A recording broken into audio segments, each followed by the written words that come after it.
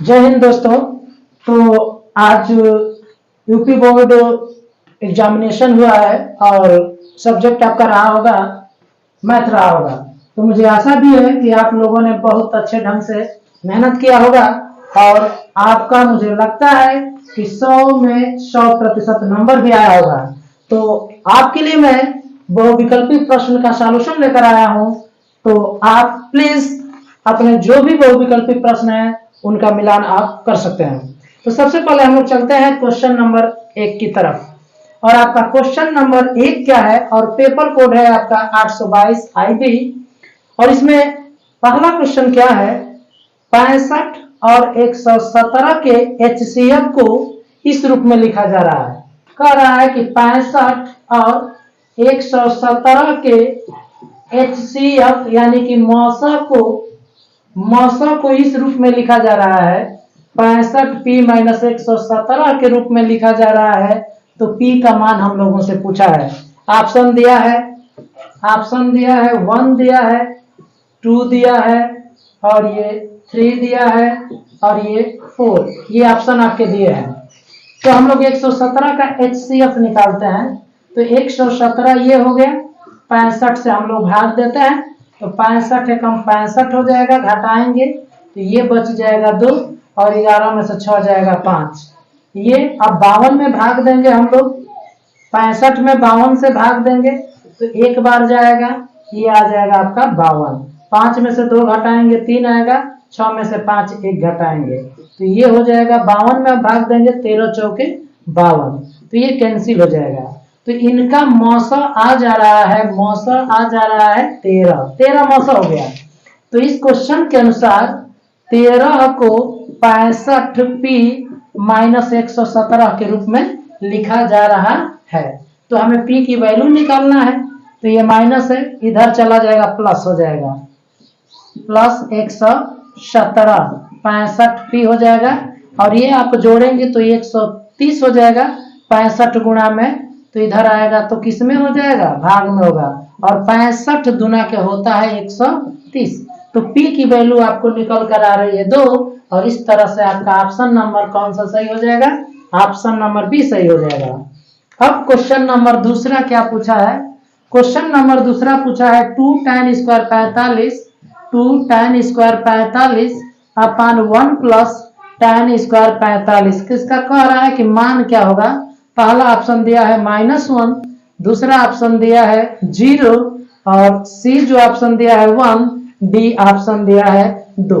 तो 2 है, tan 45 का मान हम लोग जानते हैं कि 1 होता है तो यहाँ पर लिख देंगे 1 का स्क्वायर, 1 प्लस tan 45 का मान 1 का स्क्वायर, 1 का स्क्वायर 1 हो जाएगा, 2 का मल्टीप्लाई करेंगे तो 2 हो जाएगा, 1 और 1 का स्क्वायर ये भी 2 हो जाएगा, कैंसिल हो जाएगा 1 हो जाएगा। और इस तरह से आप देख रहे हैं आपका ऑप्शन नंबर सी सही हो जाएगा। अब हम लोग चलते हैं अपने तीसरे सवाल की तरफ कि तीसरा सवाल हम लोगों को क्या पूछा है। तो देखते हैं तीसरा सवाल पूछ रहा है। तीसरा सवाल पूछ रहा है 15 है, 18 है और 24, इसका एलसीएम पूछ रहा है। एलसीएम तो 15 का फैक्टर करेंगे 3 × 5, 18 का फैक्टर करेंगे तो ये आ जाएगा 2 × 3 × 3 और 24 का करेंगे तो 2 × 2 × 2 × 3 आ जाएगा।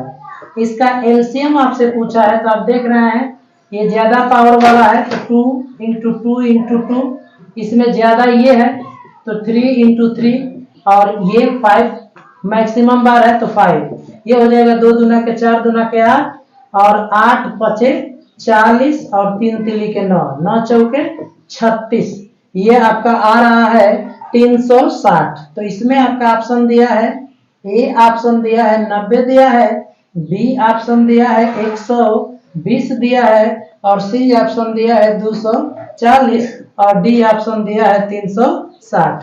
तो ये आपका ऑप्शन नंबर डी सही हो जाएगा और 360 इसका आंसर हो जाएगा। अब इसके बाद हम लोग चलते हैं क्वेश्चन नंबर 4 की तरफ।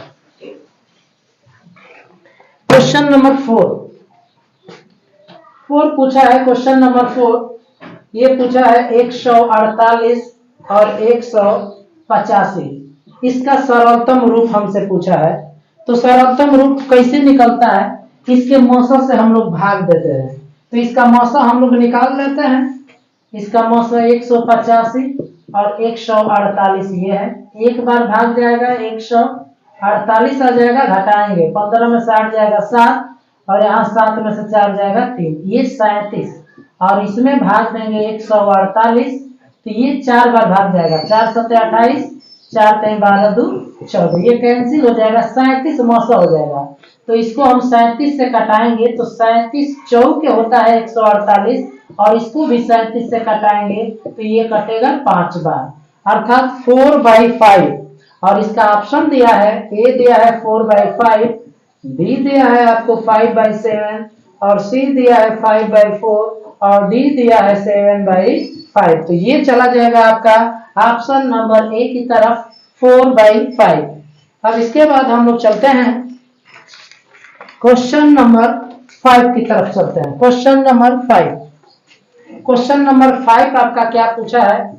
क्वेश्चन नंबर 5 पूछा है P के किस मान के लिए समीकरण 3x - y + 8। आपको दो समीकरण दिया है, ये दिया है 3x - y + 8 इक्वल टू ये दिया है 0 और दूसरा समीकरण दिया है 6x - py और बराबर दिया है ये 16 दिया है। इसको इधर हम लोग लेकर लिखते हैं तो ये हमारा एक इक्वेशन ये मिल रहा है और एक इक्वेशन इधर लेकर आएंगे तो हमारा एक इक्वेशन ये मिलेगा।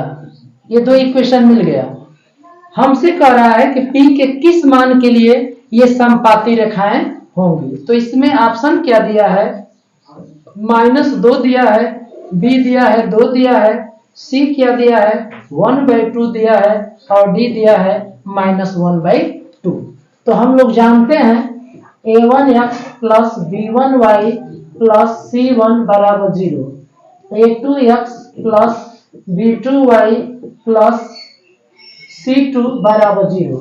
यदि a1/a2 बराबर नहीं होता है b1/b2 तो ये क्या होती है, प्रतिच्छेदी रेखाएं होती हैं, प्रतिच्छेदी रेखाएं और अद्वितीय हल को रिप्रेजेंट करती हैं। अद्वितीय हल को क्या करती हैं, रिप्रेजेंट करती हैं। और यदि a1/a2 बराबर b1/b2 बराबर c1/c2 तो ये होता है समपाती रेखाएं। ये समपाती रेखाएं होती हैं, समपाती रेखाएं होती हैं, ठीक है। और यदि a1/a2 बराबर b1/b2 और बराबर नहीं है c1/c2 के तो ये जो होती हैं ये समांतर रेखाएं होती हैं, समांतर रेखाएं होती हैं और इनके अनंत हल होते हैं। और जब कोई हल नहीं होता है, समांतर रेखाएं होती हैं तो ये कोई हल नहीं होता है, लेकिन जब समपाती रेखाएं होती हैं तो अनंत हल होता है। तो हमसे पूछा है कि समपाती रेखाएं निरूपित करते हैं, समपाती रेखाएं निरूपित करते हैं तो ये कंडीशन होगा a1/a2। तो a1 क्या होता है, a1 जो होता है यक्स का गुणांक होता है, तो यहाँ पर यक्स का गुणांक 3 है और बटा में a2 माने जो दूसरा इक्वेशन है उसमें यक्स का गुणांक 6 है बराबर b1 माने यहाँ पर y का गुणांक, यहाँ पर y का गुणांक क्या है -1 है और बटा में b2 माने y का गुणांक क्या है -p है। उसके बाद बराबर c1 माने यहाँ पर 8 है और बटा में c2 है हमारा -16।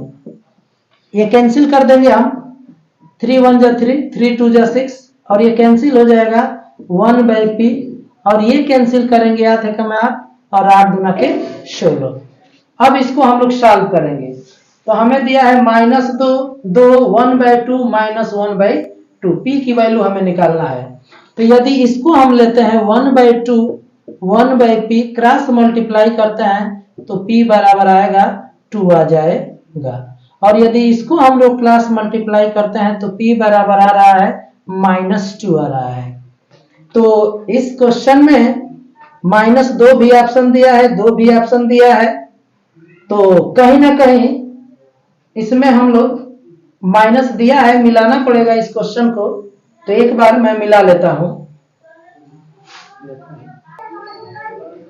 तो इसका आंसर मेरे हिसाब से 2 भी है और माइनस 2 भी है, या फिर क्वेश्चन में कहीं ना कहीं मिसप्रिंट मुझे लग रहा है। तो चलिए फिर इसको हम लोग क्वेश्चन को देखेंगे सही है या फिर गलत है। अब हम लोग बढ़ते हैं अपने अगले सवाल की तरफ। छठवां सवाल ये दिया है 3x प्लस 2py बराबर 2 दिया है और 2x प्लस 5y प्लस 1 बराबर 0। ये समांतर है, तो p का मान पूछ रहा है हमसे।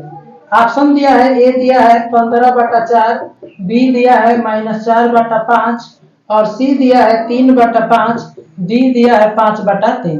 तो जब समांतर रेखाएं होती हैं तो a1/a2 बराबर b1/b2 और बराबर नहीं होता है c1/c2 के। तो 3/2 बराबर 2p/5 और बराबर नहीं होगा, और ये हो जाएगा 2 इसको इधर लेकर जाएंगे तो -1। इससे हमें कोई मतलब नहीं है। तो 5 × 15 और 2 दूना के क्या हो जाएगा 4 हो जाएगा। p की वैल्यू 15/4, आपका ऑप्शन नंबर ए सही हो जाएगा। अब बढ़ते हैं हम लोग 7वां सवाल। 15 काट थीटा बराबर दिया है, 15 काट थीटा बराबर दिया है 8 दिया है, हमसे साइन थीटा का मान पूछ रहा है।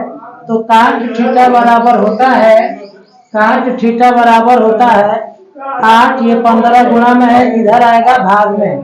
तो काट थीटा बराबर हो जाएगा, काट थीटा बराबर हो जाएगा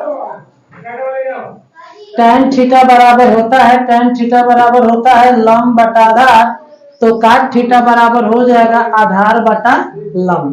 तो आप एक त्रिभुज बनाएंगे, इसका एंगल थीटा मानेंगे और इसका आधार हो जाएगा 8 और लंब हो जाएगा आपका 15 इसका लंब हो जाएगा। अब आप इसका कर्ण निकालेंगे पाइथागोरस प्रमेय से। पाइथागोरस प्रमेय से आप इसका कर्ण निकालेंगे।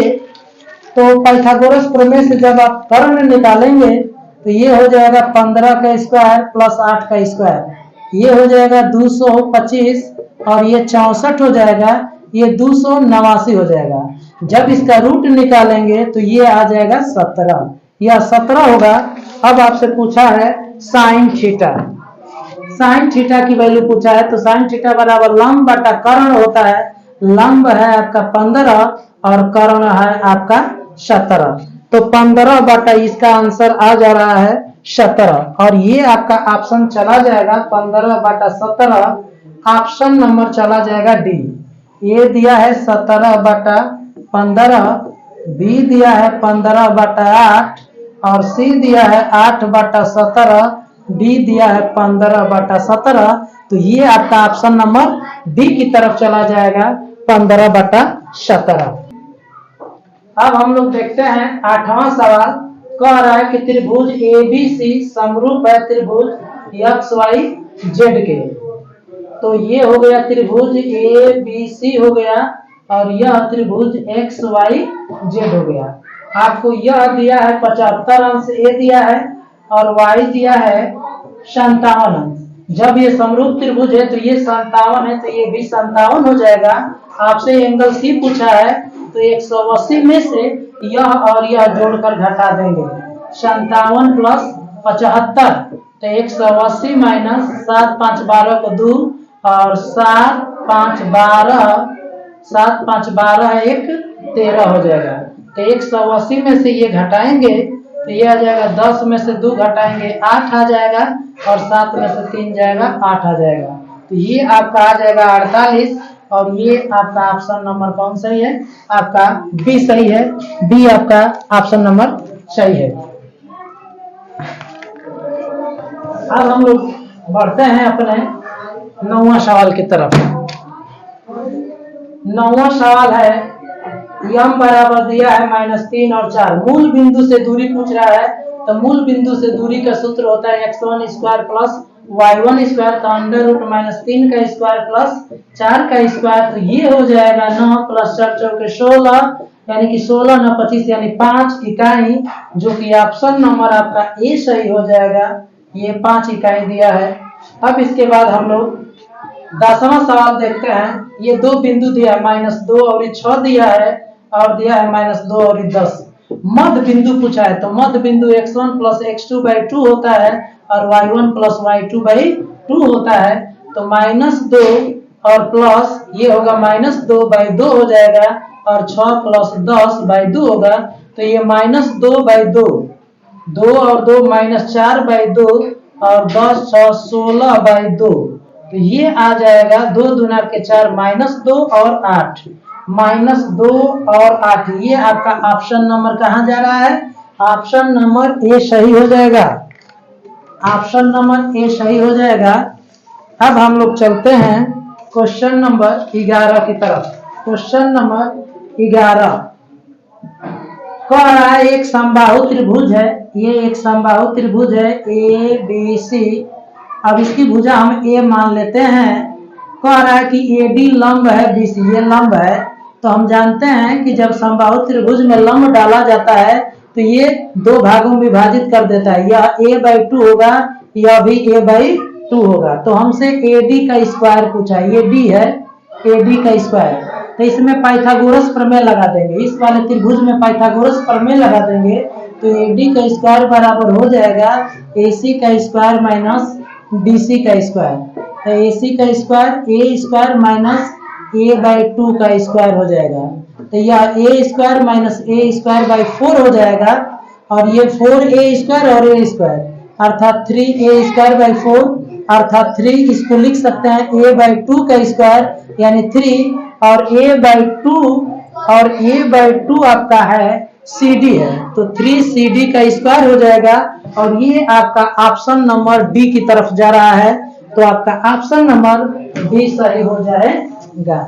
अब हम लोग चलते हैं क्वेश्चन नंबर 12 की तरफ। क्वेश्चन नंबर 12 की तरफ चलते हैं। कह रहा है त्रिभुज ये दिया है आपका ABC दिया है, और ये दिया है 7 5, और यह दिया है 5 7, और यह दिया है -3 और 3।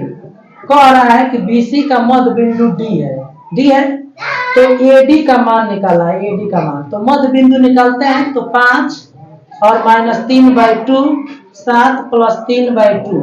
तो ये 2/2 1 हो जाएगा, और यह 10/2 यानी कि 5 हो जाएगा। तो ये हो जाएगा 1 और 5। तो AD का मान निकालते हैं, 2 बिंदुओं के बीच की दूरी निकालते हैं। तो 2 बिंदुओं के बीच की दूरी का सूत्र हो जाएगा x1 - x2 का स्क्वायर प्लस y1 - y2 का स्क्वायर। तो ये हो जाएगा आपका 0, और ये हो जाएगा 7 में से 1 जाएगा 6 स्क्वायर, अर्थात 6 हो जाएगा। तो ये आपका ऑप्शन नंबर जा रहा है सी की तरफ। तो ये आपका ऑप्शन सी सही हो जाएगा। अब हम लोग बढ़ते हैं अपने क्वेश्चन नंबर 13। क्वेश्चन नंबर 13 तो सेक थीटा बराबर दिया है 2। तो कह रहा है थीटा का मान क्या होगा? तो हम लोग जानते हैं कि काश 60 का मान होता है 1/2। तो सेक 60 का मान हो जाएगा, सेक 60। तो ये खत्म हो जाएगा, थीटा बराबर 60 अंश, यानी कि ऑप्शन नंबर बी है। अब हम लोग देखते हैं क्वेश्चन नंबर 14। ये है कोसेक स्क्वायर थीटा माइनस काट स्क्वायर थीटा और 1 - कास स्क्वायर थीटा। तो कोसेक स्क्वायर थीटा माइनस काट स्क्वायर थीटा हम लोग जानते हैं कि 1 होता है, और 1 - कास स्क्वायर थीटा हम लोग जानते हैं कि साइन स्क्वायर थीटा है, और मल्टीप्लाई करेंगे तो साइन स्क्वायर थीटा। ये आपका ऑप्शन नंबर डी सही है, ऑप्शन नंबर डी इसका सही है। अब हम लोग देखते हैं क्वेश्चन नंबर 15। एक लंबवृत्ति बेलन के आधार का क्षेत्रफल दिया है 9 पाई सेंटीमीटर स्क्वायर। तो उसके आधार की त्रिज्या होगी, तो ए बराबर क्या होता है पाई आर स्क्वायर। ए का मान है 9 pi centimetre square pi R square. Pi से पाई खत्म, ये वर्ग घटेगा तो रूट लग जाएगा। पाई से पाई खत्म, वर्ग घटेगा तो रूट लग जाएगा, और 9 का वर्गमूल 3 हो जाएगा, तो इसकी त्रिज्या 3 सेंटीमीटर हो जाएगा और ऑप्शन नंबर कौन सही है? ऑप्शन नंबर ए सही है। अब हम लोग बढ़ते हैं अपने क्वेश्चन नंबर 16 की तरफ। कह रहा है 4 सेंटीमीटर त्रिज्या वाले वृत्त के अंतर्गत खींचे जा सकने वाले वर्ग का क्षेत्रफल ज्ञात कीजिए। तो यह वृत्त है जिसकी त्रिज्या है 4 सेंटीमीटर। इस वृत्त की त्रिज्या क्या है?